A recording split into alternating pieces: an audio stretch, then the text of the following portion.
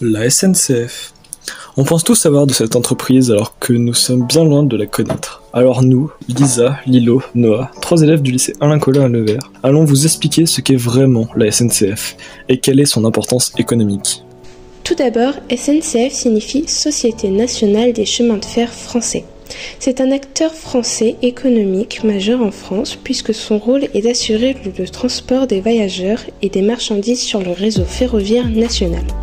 Cette entreprise est publique, ce qui veut dire qu'elle est détenue et contrôlée par l'État actionnaire unique, et ce dernier fixe les objectifs de cette entreprise dont les missions sont d'intérêt général. La SNCF est une entreprise de service et appartient donc au secteur tertiaire. Comme ses missions sont d'intérêt général, on dit qu'elle a une mission de service public. C'est aussi une entreprise marchande. Elle cherche donc à faire du profit.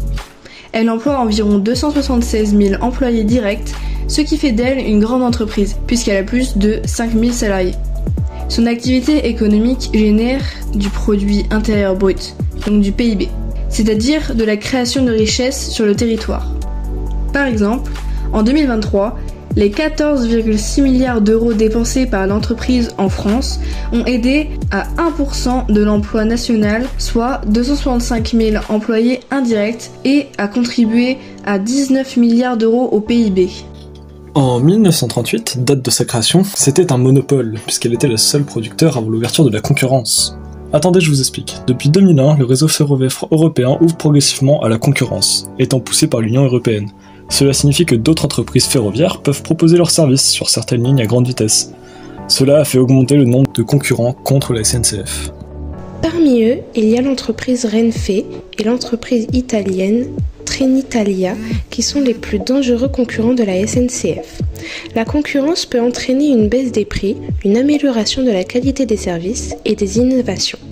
Mais elle peut aussi amener à une baisse des services sur les lignes moins rentables. La quête de rentabilité peut rendre plus difficile la mission de service public, qui est de permettre l'accès au plus grand nombre d'usagers. Waouh, ça doit être compliqué de faire les bons choix. Et ce n'est pas tout. Actuellement, la SNCF fait face à plusieurs enjeux. Certains emplois peuvent être impactés par la concurrence et la restructuration qui engendre parfois l'externalisation de certaines lignes.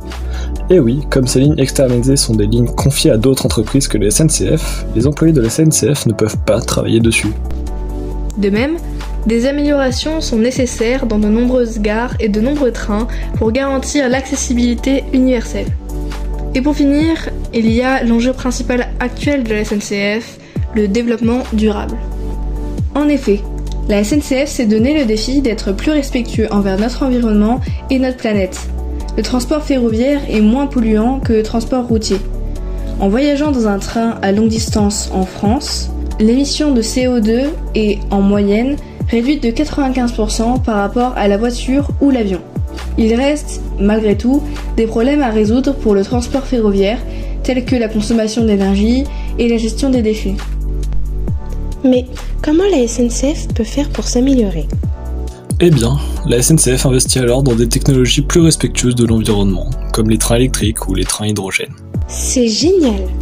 Oui, mais c'est un coût financier très important. Par exemple, un train à hydrogène coûte 14 millions d'euros, alors qu'un train TER, donc un train express régional, qui utilise le diesel comme carburant, coûte 1,3 million d'euros.